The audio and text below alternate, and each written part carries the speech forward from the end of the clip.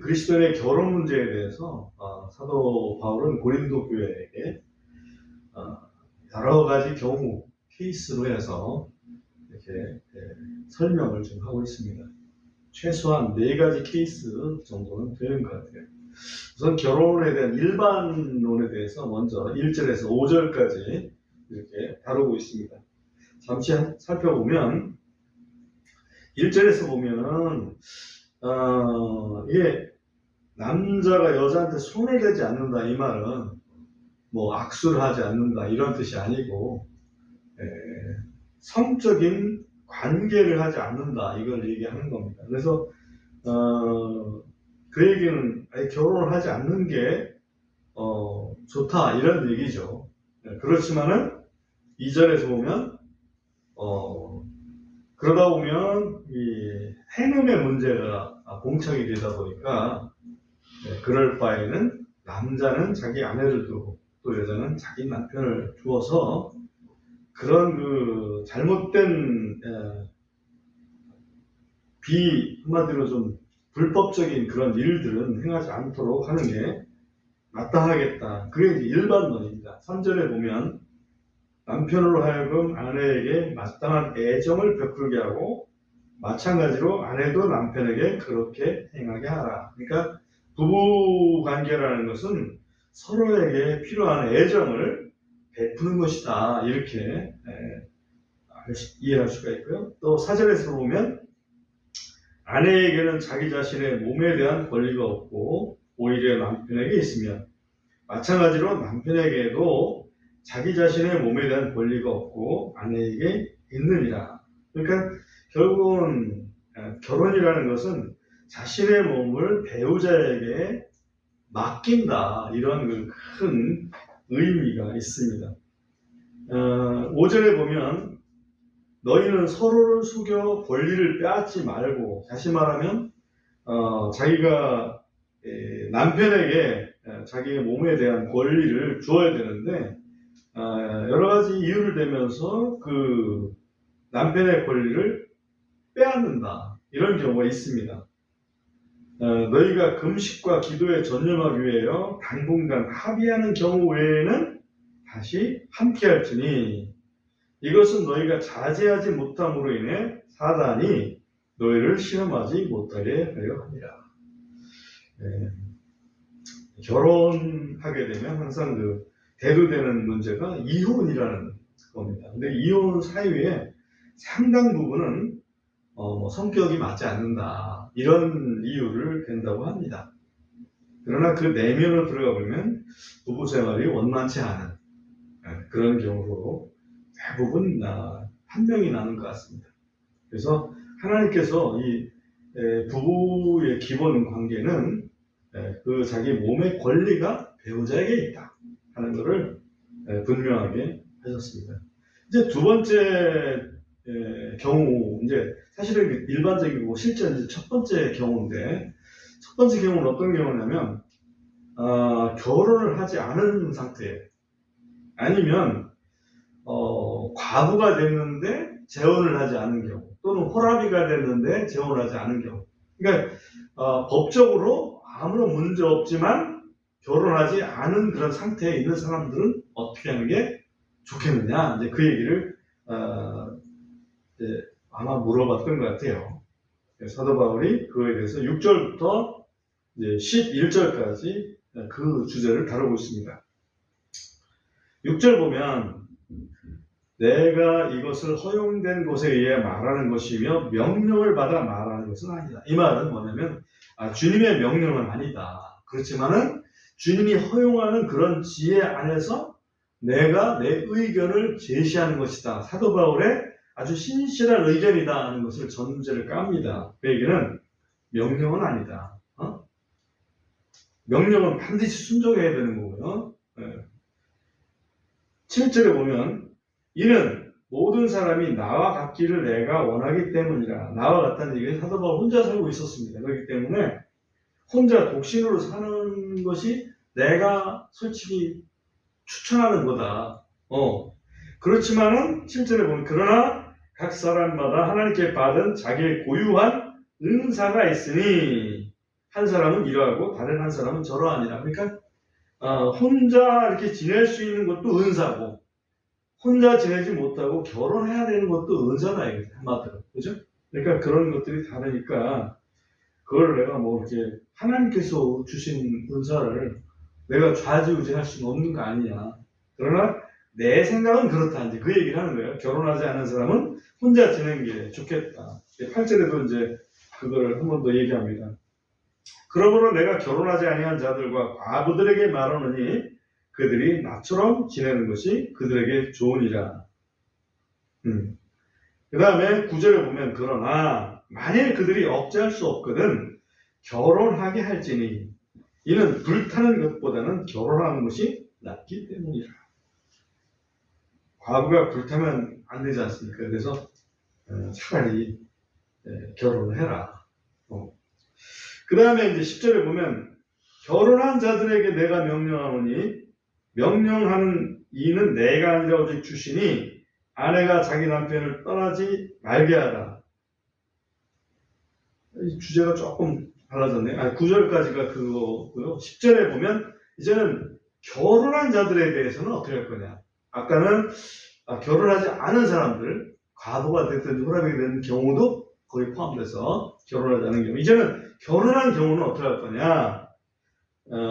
9절, 10절에 보면 결혼한 자들에게 내가 명령하노니 명령하는 이는 내가 아니라 오직 주시니. 다시 말하면 주님의 명령이다. 이거는 반드시 순종해야 되는 일이다. 이거예요. 그냥 건의사항이 아니라 아내가 자기 남편을 떠나지 말게 하라. 그 얘기는 뭐야? 아내는 남편 버리지 말고. 11절 만일 그녀가 떠난다면 결혼하지 않은 채로 있게 하든지 아니면 자기 남편과 화해하도록 하며 또 남편도 자기 아내를 버리지 말라. 그러죠? 그러니까 남편은 아내를 버리지 말고 아내는 남편을 버리지 말고 만약에 싸워가지고 아내가 남편을 버리고 떠났다 이래요. 그러면 혼자 지내든지 아니면 화해를 해서 다시 결합하든지 그렇게 하라 이거예요. 그러니까 한번 부부는 끝까지 의리를 지켜라. 이게 이제 하나님의 명령이라고. 이건 주님의 명령이라는 거예요. 그러니까 야, 그리스도인들도 뭐 이혼해도 돼. 이렇게 얘기하는 건 성경을 모르는 사람이에요. 그 다음에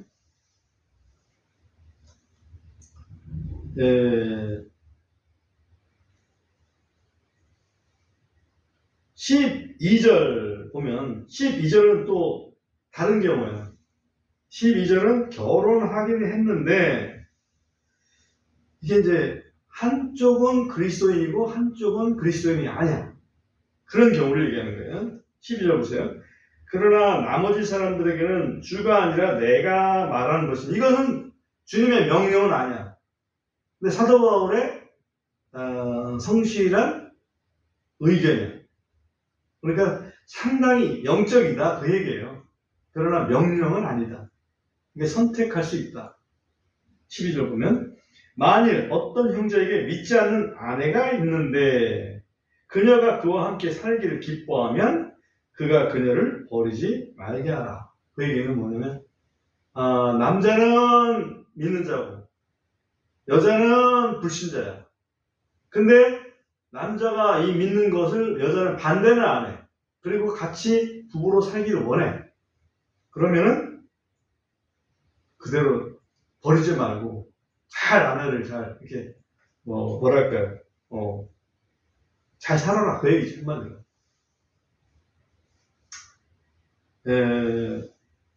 왜 그러냐면 14절에 보면 13절에 보면 또 반대 경우에 여자에게 믿지 않는 남편이 있는데 만일 그가 그녀와 함께 살기를 기뻐하면 그녀가 남편을 떠나지 말게 하라. 그렇죠? 당연히 이런 경우죠. 한쪽 배우자는 신자, 나머지는 불신자의 경우에 서로 사는데 문제가 없으면 서로 이혼하지 마라 그 얘기예요. 그런 경우 14절에 보면 이는 믿지 않는 남편의 아내로 말미암아 성별되고 믿지 않는 아내가 남편으로 말미암아 성별되기 때문이니 이거 굉장히 어려운 구절이에요. 그렇지 않냐면 너희 자녀들도 부정했을 터이나 이제 그들이 거룩하니라. 이게 성경을 읽다 보면 굉장히 신학적으로 또는 교리적으로 어려운 부분이 이제 있습니다. 그 중에 하나가 이 14절에 있는 부분이에요. 그러니까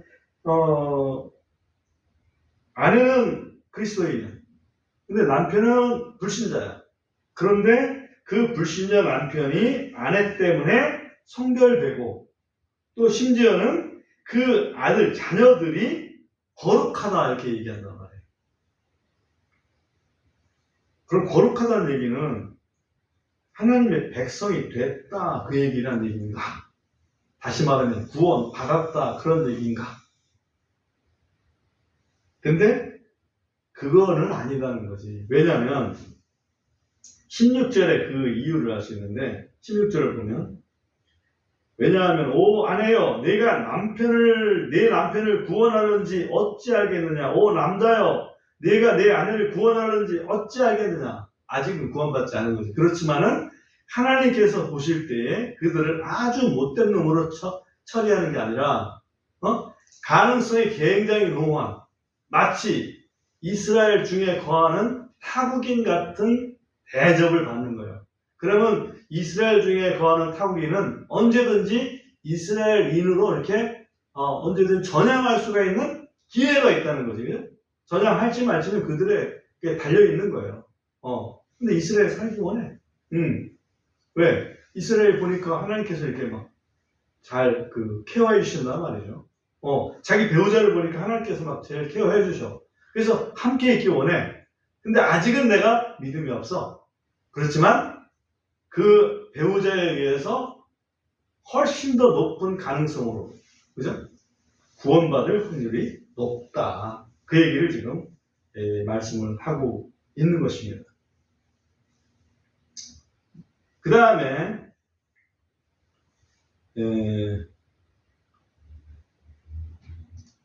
17절 보면 오직 하나님께서 각 사람에게 나눠주신 대로 주께서 각 사람을 부르신 대로 그렇게 그가 걷게 하라. 내가 모든 교회에서 그렇게 규정하노라. 이 부분 17절부터 실상 한 24절까지는 조금 주제가 약간 벗어납니다. 17절부터 24절까지는 주제가 좀 벗어나는데 그 무슨 얘기냐면 교회에는 이방인들만 있는 게 아니고 유대인들도 있고 섞여 있다 이거지. 고린도 교회도 무역 중심 도시다 보니까는 거기에 유대인 그리스도인도 있고 이방인 그리스도인도 있고 그런 상태였습니다. 그런데 예를 들어서 유대인인데 그리스도인이 됐다고 해서 유대인이었던 것 자체를 무시하고 또 이방인인데 그리스도인이 돼서 알고 보니까 유대인이 되고 싶은 거야. 이런 걸 하지 마라 그 얘기예요. 그 예가 뭐냐면 할례라는 거예요. 할례. 18번 한번 보세요. 18절. 어떤 사람이 할례를 받은 상태에서 부르심을 받았느냐? 그 얘기는 유대인인데 복음을 듣고 구원받게 됐느냐? 그 얘기죠. 그가 무할례자가 되지 말게 하라. 그래서 할례를 아주 무시하는 사람이 되지 말아야 돼. 유대인이기 때문에. 어떤 사람이 무할례인 상태에서 부르심을 받았느냐? 그 얘기는 이방인이었는데 복음을 듣고 구원받았느냐? 그 얘기죠. 그가 할례를 받게 하지 마라. 괜히 유대인 되려고 하는 행세하려고 겉으로 유대인 되려고 하지 마라. 왜 그 얘기를 하냐면 19절에 보면 할례는 아무것도 아니고 무할례도 아무것도 아니로되 오직 하나님의 명령들을 지키는 것 뿐이니라. 이게 무슨 뜻이냐면 자 보세요. 유대인이 할례 받는다고 해서 구원받는 거 아니잖아요. 그 다음에 이방인이 할례 안 받았다고 해서 구원 못 받는 것도 아니잖아요. 그죠? 그러니까 할례나 무할례가 구원과는 상관이 없다는 거지. 구원은 오직 예수 그리스도를 믿음으로 구원받는 거예요. 그죠? 그것이 요즘 같으면 뭐하고 비슷하냐면 구원 받았어. 근데 침례를 받아야 돼, 말아야 돼, 이거면. 그 침례를 받아야 구원받는 건 아닙니다. 다만 하나님의 명령들을 지키는 것 뿐이니라. 그리스도를 믿는 자면은 그 믿음의 표시로 침례를 받아라. 명령하셨기 때문에 그 명령에 순종하는 거지, 침례를 받는다고 구원받는 것도 아니고, 침례를 안 받는다고 구원을 못 받는 것도 아닙니다. 그죠? 다만 유대인은 유대인한테 명령한 것이 할례를 받아라. 명령을 했기 때문에 유대인으로서 할례를 받는 거고, 이방에는 그런 명령이 없으니까 할례를 안 받는 것 뿐이라 이거죠. 그런 그 의미가 여기 있다 이거죠. 그 다음에 자유인이냐 또 종이냐 이런 문제가 있습니다. 그 당시에는 노예제도가 좀 있어가지고 아마 노예인 상태에서 구원받은 사람들이 많이 있었던 것 같아요. 그래서 22절에 보면 주 안에서 부르심을 받은 자는 종인 상태라도 주님께는 자유인이고, 또 그와 같이 부르심을 받은 자는 자유로운 자라도 그리스도의 종이다. 그렇죠? 내가 지금 노예 신분이지만 예수 믿어서 사실은 영적으로는 자유인이다. 또는 내가 자유인 신분이야. 그렇지만 내가 구원받고 나니까 주님의 종이다.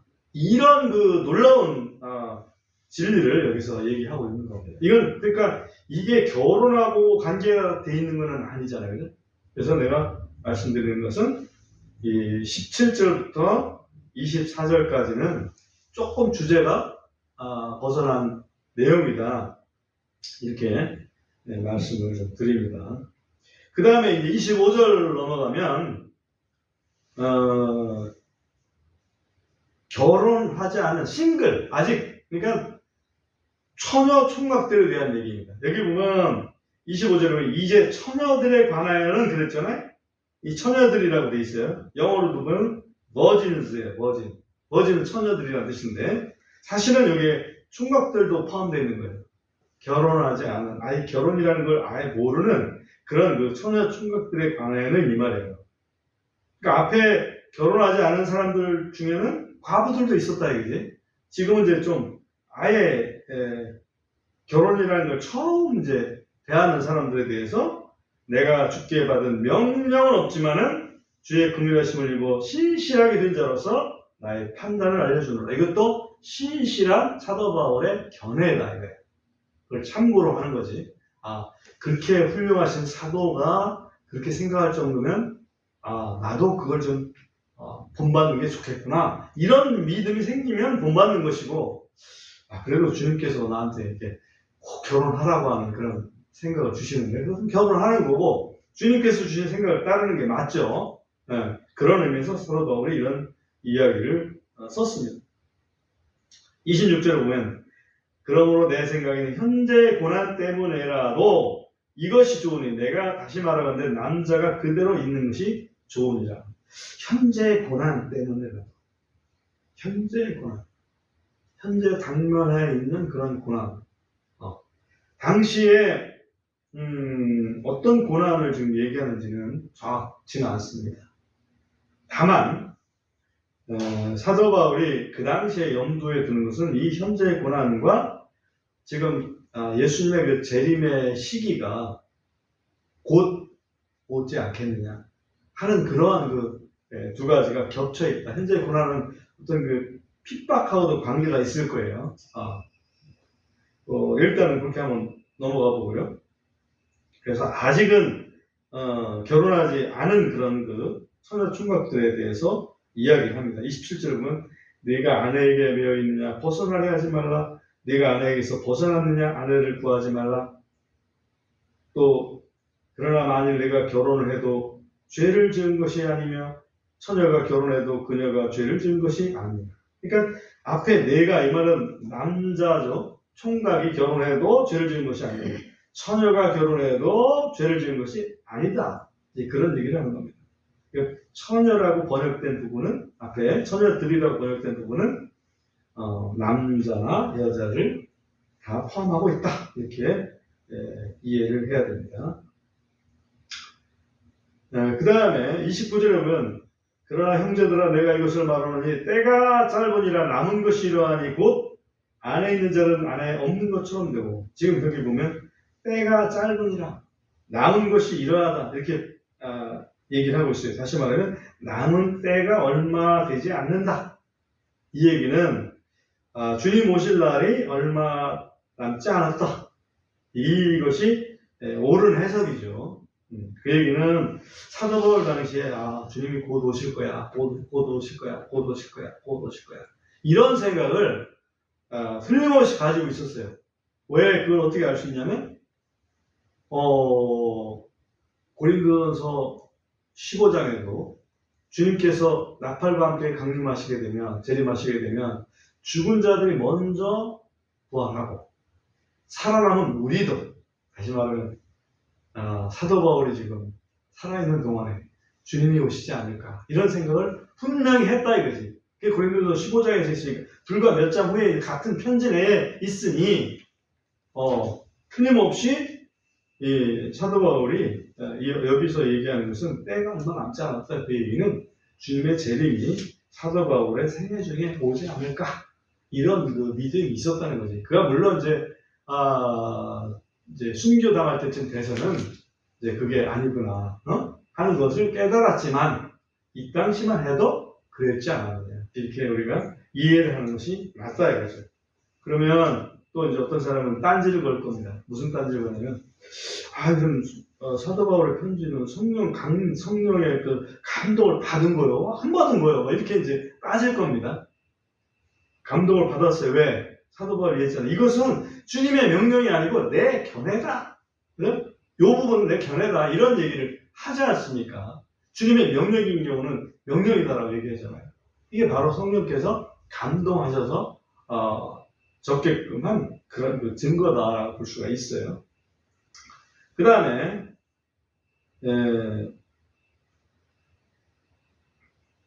29절 후반에 보면 곧 그러기 때문에 때가 얼마 남지 않았으니까 안에 있는 자들은 안에가 없는 것처럼 30절에 우는 자들은 울지 않는 자처럼 기뻐하는 자들은 기뻐하지 않는 자처럼 물건 사는 자들은 소유하지 않는 자처럼 이 세상 이용하는 자들은 그것을 남용하지 않는 자들 같이 되라. 이거는 바로 주님이 이제 곧 오시는데 세상에 매이지 마라 그 얘기죠. 그래서 이게 이제 시한부 종말론에 빠지게 되면 학교 다니면서 뭐하냐 주님 곧 오시는데 학교 다니지 말고 아예 그냥 교회에서 살아라 이런 그 잘못된 가르침이 있을 수 있잖아요. 실제 그런 일이 벌어졌었고 그리고 그거 부동산 가지고 있으면 뭐하냐 그거 다 팔아서 지금 당장 얼마 남지 않은 이 교회를 위해서 써야 되지 않냐 이런 그 잘못된 유혹도 있을 수 있고요. 그죠?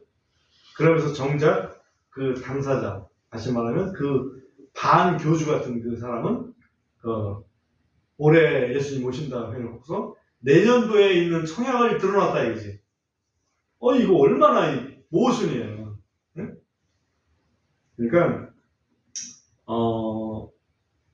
그런 주님이 내일 오신다는 어떤 그 확증이 생기면 당연히 이렇게 우리가 더 이렇게 조심을 할 필요가 있겠지만은 그러나 내일 오신다 하더라도 오늘 내가 해야 될 일, 주님 안에서 해야 될 일, 그죠? 그 일을 하는 것이 맞다. 그 다음에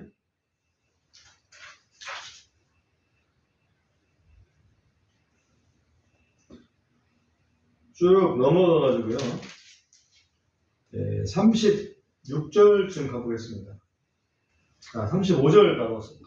35절 가보면 내가 너희 자신의 유익을 위해 이 말을 하노니 내가 너희에게 올무를 놓고자 함이 아니요 오직 합당한 것을 하게 하여 너희가 흐트러짐 없이 주를 섬기게 하려 합니다.